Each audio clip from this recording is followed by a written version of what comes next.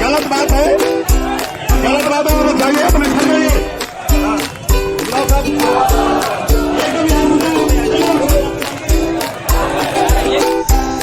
10 जून को अटाले में एक हिंसा होती है। उस हिंसा में काफ़ी पत्थरबाजी की जाती है, आगजनी होती है, पुलिस के ऊपर, प्रशासन के ऊपर पत्थर चलाया जाता है। जी हाँ, नमस्कार, अस्सलाम वालेकुम। मैं रोशन खान आपका हार्दिक इस्तकबाल स्वागत करता हूँ द इंक न्यूज़ पे। मैं बात कर रहा हूँ 10 जून को जुमे के दिन अटाले में हुई हिंसा के बारे में।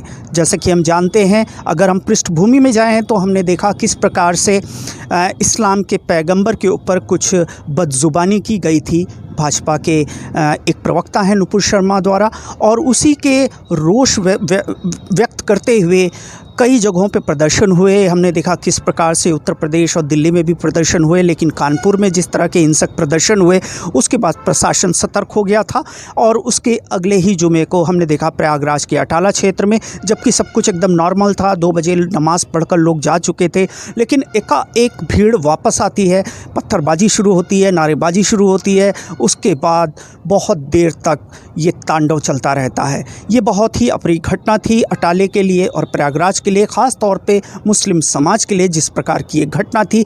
हालांकि पुलिस ने बहुत ही समझदारी से काम लिया, लेकिन जब बात बहुत बढ़ गई तो उन्होंने लाठीचार्ज किया था। उसके बाद किसी प्रकार से मामले को थामा गया और उसके बाद शुरू हुआ FIR लगना लोगों पर। हालांकि बहुत से सबूत नहीं मिल पाए थे, लेकिन कुछ ऐसे लोगों के खिलाफ भी ये मुकदमे दर्ज हो गए जिसमें कि प्रयागराज में हम चर्चा थी कि शायद ये लोग इस घटनाक्रम में शामिल नहीं थे, क्योंकि जो 3 अभियुक्तों की मैं बात कर रहा हूँ, जिनमें से पहला नाम है जिशान रहमानी, दूसरे शाह आलम और तीसरे एक स्टूडेंट मूवमेंट का लड़का है जिसका नाम उमर खालिद है। इन तीनों ने शायद अपने एविडेंसेस भी हाई कोर्ट में दिए थे कि हम उस दिन कहीं और थे, इस घटना से हमारा कोई लेना देना नहीं है। और ऐसी ही चर्चा शायद प्रयागराज में थी, और कहीं ना कहीं लोग ये कह रहे थे दबी ज़बान कि शायद आज से कुछ साल पहले जब CAA NRC के प्रदर्शन हो रहे थे रोशन बाग में, तो उस वक्त शायद इन लोगों ने उस प्रदर्शन में हिस्सेदारी ली थी।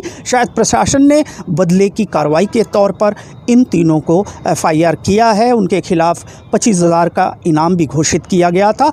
लेकिन ये 3 लोग उच्च न्यायालय में गए और उच्च न्यायालय से इनको बहुत बड़ी राहत मिली है। जैसा कि बताया जा रहा है कि इन तीनों को अभी राहत ये है कि इनकी गिरफ्तारी नहीं होगी, क्योंकि इनकी अंतरिम ज़मानत पे हाई कोर्ट ने ये माना है कि ये लोग शायद उस दिन नहीं थे और सरकार की तरफ से ऐसे कोई पुख्ता सबूत नहीं दिए गए थे जिससे ये साबित हो जाए कि ये तीनों उस दिन अटाला में हुई वारदात के समय थे। तो शायद इसी वजह से इनको राहत दी गई है। आगामी 16 तारीख को इस पर सुनवाई होगी, तब तक के लिए पुलिस इनको गिरफ्तार नहीं कर सकती है, ऐसा निर्देश दिया गया है। और ये भी कहा गया है माननीय उच्च न्यायालय द्वारा कि स्टेट की तरफ से ये साबित किया जाए, ऐसे प्रूफ दिए जाएँ, ऐसे एविडेंसेस दिए जाएँ, सबूत दिए जाएँ जिसमें साबित हो सके कि ये 3 अभियुक्त, जिनमें शाह आलम, मोहम्मद, जीशान रहमानी और उमर खालिद के शामिल होने के कुछ सबूत मिलते हों, तो उस पर कार्रवाई हो सकती है। तो सबसे बड़ी खबर यह है कि तीनों को अभी हाई कोर्ट से राहत मिल चुकी है, इनकी गिरफ्तारी अभी नहीं होगी। अब देखना होगा कि 16 तारीख को माननीय उच्च न्यायालय में सरकार के वकील की तरफ से ऐसे कौन से एविडेंसेस दिए जाते हैं जिससे साबित हो सके कि तीनों लोग उसमें शामिल थे। आइए आगे देखते हैं वकील साहब ने क्या कहा, जो कि इन तीनों अभियुक्तों के उच्च न्यायालय में थे, वो बता रहे हैं, आप उसको देखिए।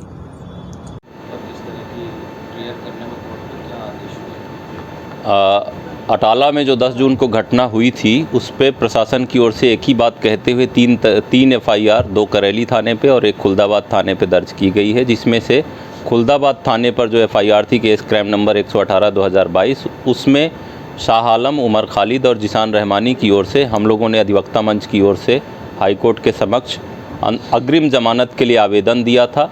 और उस पर जीशान रहमानी की 2 सितंबर को बेल की सुनवाई के समय कोर्ट ने सरकारी वकील से पूछा कि इनकी उपस्थिति का क्या सबूत है आपके पास, और उसमें टाइम दिया गया उनको कि आप जो है 1 घंटे के अंदर देख करके कागज़ ठीक से फाइल पढ़ करके बताइए। लेकिन सरकारी वकीलों की ओर से इस तरीके का कोई सबूत नहीं दिया जा सका जिससे इन लोगों की घटना स्थल पर उपस्थिति का कोई सबूत पेश किया जा सके। और हम लोगों की ओर से ये प्ली ली गई थी अपने एप्लीकेशन में कि उमर खालिद 9 जून 2022 से 12 जून 2022 तक आजमगढ़ में एक स्टूडेंट कॉन्फ्रेंस में थे। वहाँ के स्टूडेंट कॉन्फ्रेंस के जो कोऑर्डिनेटर थे उनका एफिडेविट लगाया गया है आजमगढ़ में उमर खालिद के उपस्थित रहने का। इसी तरीके से शाह आलम 10 जून को पूरा दिन अपने घर पे मौजूद थे और इस बात का सीसीटीवी फुटेज में रिकॉर्डिंग है जिसको हम लोग कोर्ट के सामने लेके गए थे। कोर्ट ने कहा उसकी ज़रूरत नहीं है तो हम लोगों ने प्ले नहीं किया। और इसके इतर प्रशासन के पास इस तरीके का कोई सबूत नहीं है। जो सीसीटीवी फुटेज उन लोगों ने जारी किया था उसमें कहीं से भी ये लोग नहीं पाए गए। इन लोगों को सिर्फ इसलिए कि ये नागरिकता आंदोलन में इन लोगों के ऊपर संदेह के आधार पर प्रशासन ने एफआईआर दर्ज किया था।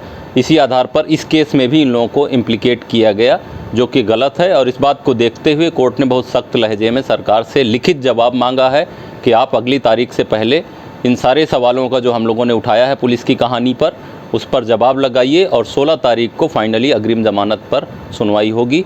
तब तक के लिए कोर्ट ने इन तीनों लोगों को किसी भी तरीके से कोई भी कोअर्सिव एक्शन इन लोगों के खिलाफ करने से पुलिस को रोका है।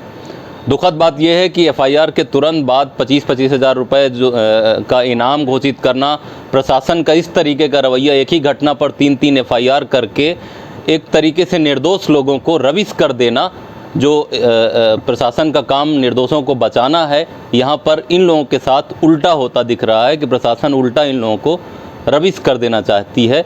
जिस तरीके की कहानी बनाई गई है इसमें माननीय उच्च न्यायालय ने बहुत सख्त हस्तक्षेप किया है, बहुत वाजिब हस्तक्षेप किया है और इससे न्याय की उम्मीदें ज़िंदा हैं। और हम लोग उम्मीद करते हैं कि 16 तारीख की सुनवाई पे इन लोगों को फाइनली अग्रिम जमानत दी जाएगी कोर्ट की ओर से। राजवेंद्र सिंह,